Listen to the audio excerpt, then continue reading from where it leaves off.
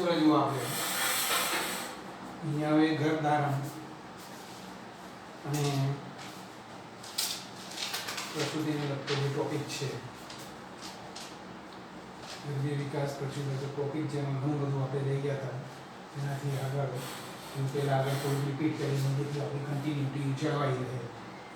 તો ગર્ભધારણ અને ગર્ભીય વિકાસ હવે આપણે લઈ ગયા હતા જે માતાના ગર્ભાશયમાં ગર્ભનું સ્થાપન થાય છે. તો જો અહીંયાથી આપણે આમ દર્શાવીએ માતાના ગર્ભાશયની દિવાલ એન્ડોમેટ્રિયમ, એ એન્ડોમેટ્રિયમમાં અહીંયા જે ગર્ભ પ્રવેશે છે એ ગર્ભમાં આ બહારની તરફ બાહ્ય પોષક સ્તર અને અંતઃકોષ. આ જે બાહ્ય પોષક સ્તર છે તે પોષક સ્તરમાંથી કેટલાક ઉત્સેચકોનો સ્રાવ થાય જેથી અહીંયાની રુધિર વાહિનીઓ અને કેટલીક પેશીઓનું પાચન થાય જેથી એક નાનકડી ખાડા જેવી રચના રચાય જેની અંદર ગર્ભ ગોઠવાય. આ જે આખો ગર્ભ છે તે ગર્ભ અહીંયા ગોઠવાઈ ગયો, આ ગર્ભ ગોઠવાયો, બહારનું આ પોષક સ્તર છે, આ અંતઃકોષ છે. જેમ આ ગોઠવણી થઈ કે તરત શું થયું કે તરત જ અહીંયાથી આ ગર્ભાશયની દિવાલ અંશતઃ વિકાસ પામીને અને અંશતઃ આખો આવૃત કરી દે છે. આમ આખો ગર્ભ ગર્ભાશયના એન્ડોમેટ્રિયમની દિવાલમાં અંદર સ્થાપિત થાય છે. આને કહેવાય ગર્ભ સ્થાપન. આપણે હવે આખું આ જે છે ગર્ભ સ્થાપન છે તેની અંદરની આખી પ્રક્રિયા લઈ ગયા છે. અહીંયા જુઓ આ જે છે ગર્ભાશયની દિવાલ, આ ગર્ભાશયની દિવાલમાં જે સ્થાપિત થયેલો આ ગર્ભ છે, આ ગર્ભના બહારના પોષક સ્તર, ગર્ભ પોષક સ્તર, આ અંતઃકોષ. આ જે ગર્ભ પોષક સ્તર છે તે ગર્ભ પોષક સ્તરમાંથી શું થાય છે તો કેટલાક આ રીતે આંગળી જેવા પ્રવર્ધો વિકસીને માતાના ગર્ભાશયની અંદર પ્રવેશે છે. આને જરાયુજ અંકુરક કહેવાય છે. આ જરાયુજ અંકુરક માતાના રુધિર અને માતાના ગર્ભાશયની દિવાલ દ્વારા ઘેરાયેલા હોય છે. આ જે જરાયુજ અંકુરકો છે તે જરાયુજ અંકુરકો અને માતાની આ દિવાલ પેશી સંયુક્ત રીતે જરાયુ તરીકે ઓળખાય છે. આ જે જરાયુ છે તે માતાના રુધિરમાંથી પોષક દ્રવ્યો પ્રાપ્ત કરે છે, ઓક્સિજન પ્રાપ્ત કરે છે અને ગર્ભ તરફ મોકલે છે, અંદર વિકાસ પામતા ગર્ભીય ભાગને મોકલે છે. અંદરથી ઉત્પન્ન થયેલું જે કંઈ નકામો પદાર્થ અને CO2 છે આના દ્વારા બહાર આવે છે. પરંતુ એ સમયે અહીંથી આ ગર્ભ પોષક સ્તરથી આખું આ જે વિકસ્યું છે તે અને આ અંતઃકોષ સમૂહનો ગર્ભ તેને સાંકળવા માટેની જે રચના છે તેને કહેવાય ગર્ભનાળ. આનો અર્થ શું થયો કે આ જરાયુમાંથી જે કંઈ ઓક્સિજન અને પોષક તત્વો આવ્યા છે તે અહીંથી આ જરાયુમાંથી વહન પામીને અહીંયા ગર્ભનાળમાં આવશે, ગર્ભનાળમાંથી ગર્ભને પ્રાપ્ત થશે. ગર્ભે ઉત્પન્ન થયેલા નકામા દ્રવ્યો CO2 વગેરે ગર્ભનાળમાંથી આવીને અહીંયા જરાયુ દ્વારા માતાના શરીરમાં પાછા જતા રહેશે. આટલો વિકાસ આપણે લઈ ગયા હતા. તેની સાથે સાથે આપણે લીધું હતું કે આ જે જરાયુ છે તે જરાયુ આમ ઓક્સિજન અને પોષક તત્વ ગર્ભને મોકલે, CO2 ઉત્સર્ગ તત્વ ગર્ભમાંથી બહાર આવે. ચલો એ સિવાય તે અંતઃસ્રાવી ભાગ તરીકે વર્તે. તેમાંથી અંતઃસ્રાવ આવે HCG human colonic gonadotropin, HPL human prolactin, lactogen અને એસ્ટ્રોજન અને પ્રોજેસ્ટેરોન્સ. હવે જો અહીંયાથી આ સિવાય એક વધારાનો અનપિંડમાંથી આવતો અંતઃસ્રાવ છે રિલેક્સિન. એટલે કુલ 5 અંતઃસ્રાવ યાદ રાખવાના, જેમાંથી 4 કયા છે તો જરાયુના છે, એક ગર્ભાવસ્થાના અંતમાં અનપિંડમાંથી આવતું રિલેક્સિન. બોલો કયા કયા જરાયુમાંથી આવતા? HCG, HPL, oestrogen, progesterone, relaxin. આની ખાસિયત એ છે કે HCG, HPL અને રિલેક્સિન આ પાંચમાંથી 3 જરાયુના, HCG, HPL અને એક અનપિંડનો રિલેક્સિન. આ 3 માત્ર સ્ત્રીમાં માત્ર જ્યારે ગર્ભધારણ હોય તો સ્ત્રાવે, નહીં તો ન સ્ત્રાવે.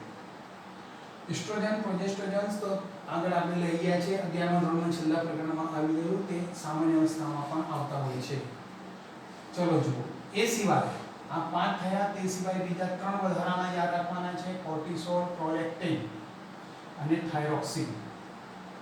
આ જે છે તે આ 5 અને આ બાકીના 3 એનું પ્રમાણ ગર્ભાવસ્થામાં, ગર્ભધારણ અવસ્થામાં વધી રહ્યું છે.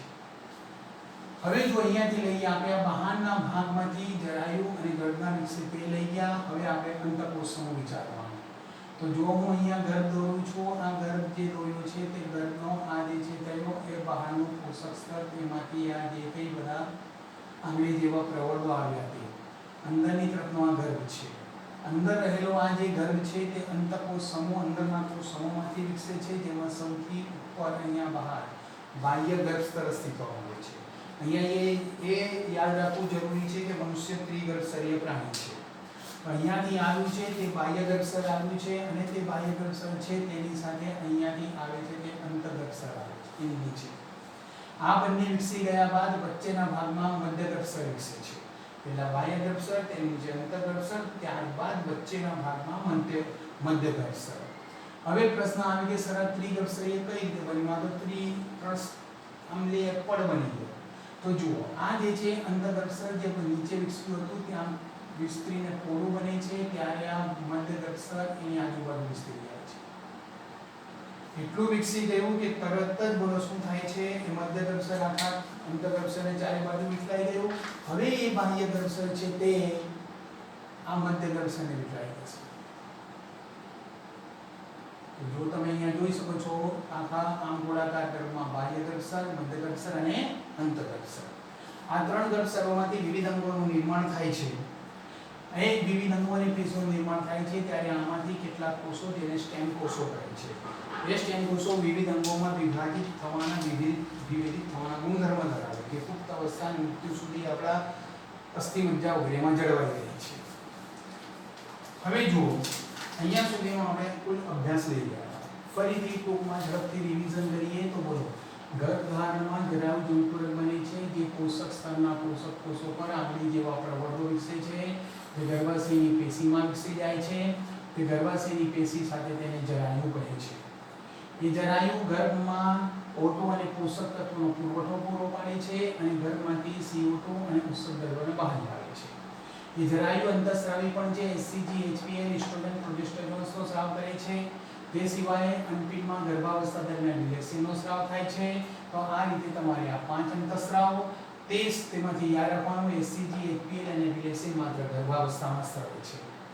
એની સાથે સાથે બીજા અંતઃસ્રાવ 3 યાદ રાખવાના: કોર્ટિસોલ, પ્રોલેક્ટિન અને થાઇરોક્સિન. આનું પણ ઉચ્ચ પ્રમાણ કહેવાય છે. એનો અર્થ થયો કે ગર્ભાવસ્થામાં કોનું પ્રમાણ છે? HCG, HPL, oestrogen, progesterone, relaxin, cortisol, prolactin અને થાઇરોક્સિન. એ માતામાં ચયાપચયિક ફેરફારો માટે જરૂરી છે, જેથી ગર્ભની જાળવણી થાય છે અને ગર્ભની વૃદ્ધિ થાય છે. માતાના શરીરની અંદર ગર્ભ જળવાઈ રહે, ગર્ભની વૃદ્ધિ થાય તેના માટે માતાના શરીરમાં જે ચયાપચયિક ફેરફારો કરવાના છે ત્યાં અંતઃસ્રાવ દ્વારા શક્ય બને છે. માતાના શરીરમાં ચયાપચયિક ફેરફારો કરવા માટે અંતઃકોષ સમૂહ એ બાહ્ય ગર્ભસ્તર એક્ટોડર્મ અને અંતઃગર્ભસ્તર એન્ડોડર્મમાં ફેરવાય છે. એ અંતઃકોષ સમૂહ આ બે અંત અને બાહ્ય સ્તરમાં ફેરવાઈ ગયું, ત્યારબાદ એના વચ્ચેના ભાગમાં મધ્ય ગર્ભસ્તર અસ્તિત્વમાં આવે છે. આ ત્રણેય સ્ત્રોત પેશી અને અંગોનું નિર્માણ માટે જરૂરી છે. તેમાંના સ્ટેમ કોષો પેશી અંગોના વિભાજન માટે જરૂરી છે. તો ગર્ભાધાનનો સમય, જેને ગર્ભાવધિ કાળ કહે છે, જેને જેસ્ટેશન કહે છે, તે 9 મહિનાનો સમય છે. મનુષ્ય માટે કેટલાનો સમય છે? 9 મહિના. તો જો અહીંયા આપણે આની છે લઈએ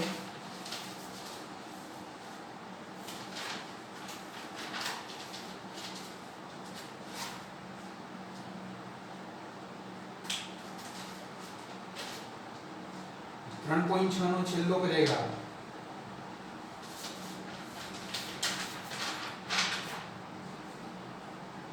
પેજ નંબર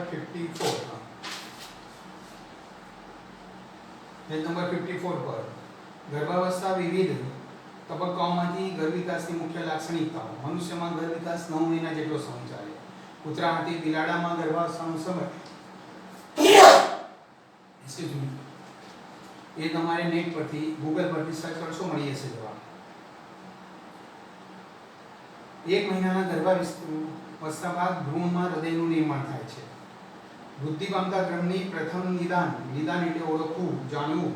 સ્ટેટોસ્કોપ પેલું ડોક્ટરને તમે જોયું હશે, અહીંયાથી કાનમાં બંને આમ ભરાવીને આગળ આમ ગોળ હોય છે, તેના દ્વારા આપણા હૃદયના ધબકારા, આમ શરદી ખાંસી મેજર થઈ ગયો ત્યારે જાણે છે.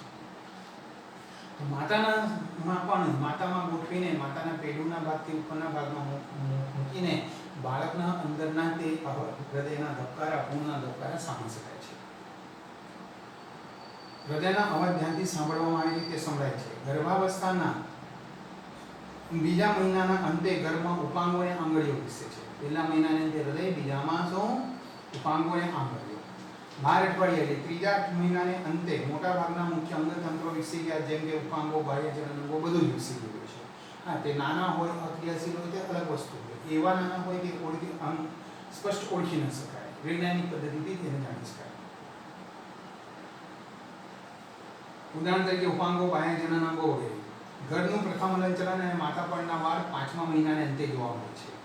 24 અઠવાડિયા એટલે 6 મહિનાને અંતે બીજા 3 મહિના પસાર થતા 3 મહિના પછી બીજા 3 મહિના. શરીર સૂક્ષ્મ વાળથી ઘેરાયેલું હોય છે. આંખોના પોપચા હલનચલન પામે છે તથા પાંપણનું પણ નિર્માણ થઈ ગયું છે. આંખના પોપચા, પાંપણનું નિર્માણ વગેરે થઈ ગયું છે. ગર્ભાવસ્થાના 9 મહિના બાદ સંપૂર્ણપણે ગર્ભ વિકસિત બને છે, પ્રસૂતિ માટે તૈયાર હોય છે. તો અહીંયાથી શું છે? કુલ સમયગાળો 9 મહિનાનો. પ્રથમ મહિના અંતે ભ્રૂણના હૃદયનું નિર્માણ તથા ભ્રૂણ વિકાસના સંકેતો હૃદયના ધબકારા સ્ટેથોસ્કોપથી સાંભળીને જાણી શકાય છે. 2 મહિનાનો અંત થાય તો એ જે 2 મહિનાનો અંત થાય છે ત્યારે 2 મહિનાના અંતે, 1 મહિનાના અંતે હૃદય વગેરે, 2 મહિનાના અંતે ઉપાંગો અને આંગળીઓ દ્વારા. ત્રીજા મહિનાનો અંત આવે એટલે 12 અઠવાડિયાનો સમય થયો તો તેને મોટા ભાગે મુખ્ય અંગો વિકસ્યા, ઉપાંગો, બાહ્ય જનનાંગો, મોટા ભાગના અંગો ત્રીજા મહિના. 5 મહિનાના અંતે ગર્ભનું હલનચલન અને માથા પરના વાળ. આ ખાસ યાદ રાખજો, કયા મહિને કયું થાય છે તે આખા ટોપિકને ક્વેશ્ચન માર્કીને બાજુમાં લખી દો, 3 માર્કની ટૂંકનો. 6 મહિનાના અંતે એટલે 24 અઠવાડિયા અંતે શરીર પર સૂક્ષ્મ વાળનું ઘેરાવો, પાંપણનું નિર્માણ, પોપચાનું હલનચલન વગેરે થાય છે. 9 મહિનાના અંતે આખો જે વિકાસ થઈ ગયેલો હોય છે ત્યારે બાળકનો 9 મહિનાના અંતે ગર્ભાશયમાં શક્તિશાળી સંકોચન થતા બાળ પ્રસવ થાય છે. બાળકનો જન્મ એટલે પ્રસૂતિ થાય છે. ચલો તેને આપણે લઈએ પ્રસૂતિ. મનુષ્યના ગર્ભ વિકાસનો સરેરાશ સમયગાળો આશરે 9 મહિનાનો છે, જેને ગર્ભાધાન સમય, ગર્ભાવધિકાળ અથવા તો ગેસ્ટેશન પીરિયડ કહે છે. ગર્ભાવસ્થાના અંતે ગર્ભાશયમાં શક્તિશાળી કોના? ગર્ભાશય, આ ગર્ભ જે ગર્ભાશયમાં તેના શક્તિશાળી સંકોચન એટલે ઓટોમેટિક ગર્ભમાં બહારની તરફ ધકેલાય છે, જેને કારણે ગર્ભનો બહાર નિકાલ, એક્સપ્લોશન એટલે કે પ્રસવ થાય છે. આ જે પ્રસવની ક્રિયા છે તે બાળ જન્મ એટલે પ્રસૂતિ તરીકે ઓળખાય છે. એક જટિલ ચેતા અંતસ્રાવ કહેવાય. તેમાં ચેતાંતર અને અંતસ્રાવ બંને સમાયેલા છે. પ્રસૂતિ માટેના સંકેતો પૂર્ણ વિકસિત ગર્ભ જો ગર્ભમાંથી અને જરાયુમાંથી ઉત્પન્ન થાય છે. આમાંથી જે સંકોચન પ્રેરાય છે તેને ગર્ભ નિકાલની પરાવર્તી ક્રિયા કહે છે. શું કહે છે તેને? ગર્ભ નિકાલ પરાવર્તી ક્રિયા. બરોબર સમજો. અહીંયાથી લઈ આ પ્રક્રિયા આમ તો વર્ણનમાં આપી છે, થોડું વિચિત્ર જેવું લાગે, એકદમ સરળ છે. ગર્ભાધાનનો 9 મહિનાનો સમયગાળો, 9 મહિનાનો પૂર્ણ થતા બાળ પ્રસવ થાય તે જટિલ અંતસ્રાવી ક્રિયા. ગર્ભ અને જરાયુ બંનેમાંથી સંકેતો તથા ગર્ભાશયનું મંદ સંકોચન થાય. કેવું? કોનું? ક્યાંથી આવ્યું? ગર્ભ અને જરાયુના સંકેતો ગર્ભાશયનું એકદમ ધીમે ધીમે મંદ સંકોચન. એ મંદ સંકોચનથી માતાની પિટ્યુટરી ગ્રંથિમાંથી ઓક્સિટોસિન. બરોબર સમજવા. ગર્ભાશયની દિવાલ, આ ગર્ભ, આનું મંદ સંકોચન જરાયુ અને આ ગર્ભાશયને લીધે આ ગર્ભાશયની દિવાલનું મંદ સંકોચન. એ સંકોચનની અસર માતાની પિટ્યુટરી ગ્રંથિમાંથી આવ્યું, તેથી ત્યાં ઓક્સિટોસિનનો સ્રાવ. હવે સમજો, ઓક્સિટોસિનનો સ્રાવ કોના લીધે થયો? ગર્ભાશયના સંકોચન. તો ઓક્સિટોસિન આવીને તે ગર્ભાશયનું સંકોચન જ રહેશે અને ગર્ભાશયનું સંકોચન વધશે તો તેની અસરથી પિટ્યુટરી વધુ ઉત્તેજિત થશે, તો વધુ ઓક્સિટોસિન સ્રાવ કરશે, તો વધુ ગર્ભાશયનું સંકોચન થશે, તો એની અસર તીવ્ર રીતે પિટ્યુટરી પર થશે, તો તે તીવ્ર રીતે ઓક્સિટોસિન ઉત્પન્ન કરશે, તો તે તીવ્ર રીતે ગર્ભાશયનું સંકોચન કરશે, તો ગર્ભાશયમાંથી વધુ તીવ્ર ઉત્તેજના જશે, તો પિટ્યુટરી ગ્રંથિ વધુ ઓક્સિટોસિન ઉત્પન્ન કરશે, તો વધુ સંકોચન થશે. ચક્રીય પરાવર્તી ક્રિયા ચાલે. એટલે થોડું સંકોચન ગર્ભ અને જરાયુને લીધે ગર્ભાશયનું સંકોચન થાય, તો પિટ્યુટરીમાંથી ઓક્સિટોસિન, તો વધુ સંકોચન થાય, તો વધુ સંકોચનની અસરથી વધુ ઓક્સિટોસિન, તો વધુ સંકોચન, તો વધુ ઓક્સિટોસિન, તો વધુ આમ ચક્રીય પ્રક્રિયા ચાલે.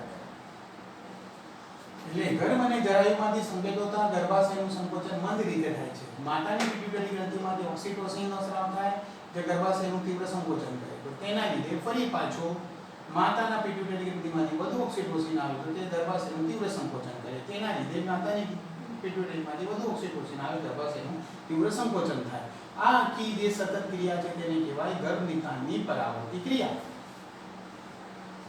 વધુ ને વધુ શક્તિશાળી સંકોચનો આમ આવતા જાય જે બાળકને પ્રસવમાન દ્વારા ગર્ભાશયની બહારની તરફ દોરી જાય, જે ક્રિયાને પ્રસૂતિ કહેવાય.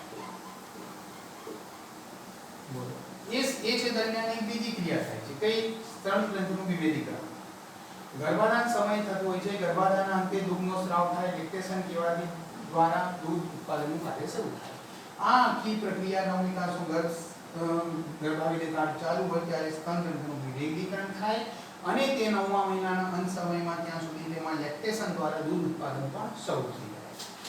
દૂધસ્રાવના શરૂઆતના દિવસો દરમિયાન દૂધ ઉત્પાદનને કોલોસ્ટ્રોમ કહેવાય. શું કહેવાય તેને? કોલોસ્ટ્રોમ. જેમાં ઘણા એન્ટીબોડી વગેરે આવેલા હોય તેમ એન્ટીબોડી આપણી રોગ પ્રતિકારકતાની છે. બહારથી પ્રવેશતા બાહ્ય ઘટકોની સામે લડવા માટે આપણું શરીર જે ઉત્પન્ન કરે, આપણું બોડી ઉત્પન્ન કરે તેનું નામ એન્ટીબોડી. નવજાત બાળકમાં એટલી ક્ષમતા નથી હોતી કે તે એન્ટીબોડી ઉત્પન્ન કરે. એટલે જો માતાના સ્તનપાનથી તેને દૂધ મળે, માતામાંથી સ્તનપાનમાંથી દૂધમાંથી તેને મળે તો શું થાય? માતામાં તૈયાર જ એન્ટીબોડી કે બાળકને મળી ગયા, ને બાળકને મળી જાય એટલે બાળકને રોગ પ્રતિકારક શક્તિ વિકસે. આમ નવા બાળકને પ્રતિકારકતા વિકસાવવામાં મદદ કરે છે. તેથી સ્તનપાનનું શું મહત્વ છે? આપણે ત્યાં જો પુસ્તકમાં છેલ્લો ટોપિક અમે આપણે લઈએ છીએ જેમાં આપ્યું છે ડોક્ટર સ્તનપાનનું મહત્વ સમજાવે છે, સ્તનપાન કરાવવા કહે છે. આ 3 માર્કનો સોરી 2 છે માર્કનું એક શોર્ટ પણ પૂછી શકાય. જુઓ ટોપિક નંબર 3.7 પ્રસૂતિ અને દૂધસ્રાવ. મનુષ્યના ગર્ભાવસ્થાનો સરેરાશ સમયગાળો આશરે 3 મહિનાનો હોય છે, જેને ગર્ભાધાય સમય ગર્ભાવધિ કાળ કહે છે. ગર્ભાવસ્થાના અંતે ગર્ભાશયમાં શક્તિશાળી સંકોચન પ્રેરાય છે, જેના કારણે ગર્ભનો બહારની તરફ નિકાલ એટલે પ્રસવ થાય છે. ગર્ભની પ્રસવની આ ક્રિયાને પ્રસૂતિ કહે છે, જે જટિલ ચેતાંતસ્ત્રાવી પ્રક્રિયા છે. પ્રસૂતિ માટેના સંકેતો સંપૂર્ણ વિકસિત ગર્ભ અને દૂધ અને જરાયુમાંથી ઉત્પન્ન થાય છે, જ્યાંથી તે ગર્ભાશયની દિવાલનું સંકોચન પ્રેરે છે. આ નિકાલની પરાવર્તી ક્રિયા કહેવાય છે. આ પ્રક્રિયા માતાની પિટ્યુટરી ગ્રંથિમાંથી ઓક્સિટોસિનનો પણ સ્રાવ પ્રેરે છે, જે ગર્ભાશય પર અસર કરે છે, જેને કારણે ગર્ભાશયનું વધુ શક્તિશાળી સંકોચન થાય. આમ સતત ક્રિયા ચાલે છે. થોડું સંકોચન થયું, જે જરાયુ અને ગર્ભને લીધે થયું થોડું સંકોચન, તો ઓક્સિટોસિન. તેને વધુ સંકોચન કર્યું તો વધુ સંકોચનથી વધુ ઓક્સિટોસિન, વધુ સંકોચનથી વધુ ઓક્સિટોસિન. ગર્ભાશયનું તેને કારણે શક્તિશાળી સંકોચન થાય છે, જેને પરિણામે ઓક્સિટોસિનનો વધુ ને વધુ સ્રાવ ઉત્તેજાતો રહે છે. ગર્ભાશય સંકોચન અને ઓક્સિટોસિનના સ્રાવની પરાવર્તી ક્રિયા સતત ચાલવાને પરિણામે વધુ ને વધુ શક્તિશાળી સંકોચનો ઉત્તેજાય છે. આ સંકોચન બાળકને પ્રસવમાર્ગ દ્વારા ગર્ભાશયમાંથી બહારની તરફ નિકાલ કરી જાય છે. પ્રસૂતિ બાળ જન્મ બાદ તરત જ જરાયુ પણ ગર્ભાશયમાંથી નિકાલ પામે, કારણ કે ગર્ભાશયમાં હવે જરાયુની કોઈ જરૂર નથી. શું તમે વિચારો છો કે પ્રેરિત એટલે બહારથી ડોક્ટર દ્વારા જો પ્રસૂતિ કરાવવી હોય તો એ ઇન્જેક્શનમાં શું દાખલ કરે? ઓક્સિટોસિન. ઇન્જેક્શનમાં એ ગર્ભાશયને ઓક્સિટોસિન આપી દીધું તો ગર્ભાશયનું સંકોચન ચાલુ થઈ જાય અને પ્રસૂતિ થઈ જાય. માતાશ્રીની સ્તનગ્રંથિઓ પણ ગર્ભાવસ્થા દરમિયાન વિભેદીકરણ પામે છે. ગર્ભાવસ્થાના અંત તરફ જ્યાં દૂધ સ્રાવ કહેવાતી પ્રક્રિયા દ્વારા દૂધ ઉત્પાદન પણ શરૂ કરી દે છે. નવા જન્મેલા બાળકને ખોરાક તરીકે માતા તરફથી તે મદદરૂપ બને છે. દૂધસ્રાવના શરૂઆતના કેટલાક દિવસો દરમિયાન દૂધ ઉત્પાદનને કોલોસ્ટ્રોમ કહે છે, જે ઘણા એન્ટીબોડી ધરાવે છે, જે નવા જન્મેલા બાળકોને પ્રતિકારકતા વિકસાવવા માટે અત્યંત આવશ્યક છે. બાળકની વૃદ્ધિના શરૂઆતના સમયગાળામાં સ્તનપાનની ડોક્ટર દ્વારા બ્રેસ્ટ ફીડિંગ ડોક્ટર દ્વારા બાળકને સ્વસ્થ ઉછેર માટે ભલામણ કરવામાં આવે છે. ટોપિક એન્ડ પૂરો થાય છે ત્યારે ડોક્ટર દ્વારા ભલામણ કરવામાં આવે. તેને હાઇલાઇટ કરો અને ત્યાં કેપ્શનમાં મૂકીને લખી દો 2 માર્ક મુકાય. તો જો આ જ હતું પ્રસૂતિ વગેરે તેને લગતી પ્રક્રિયા.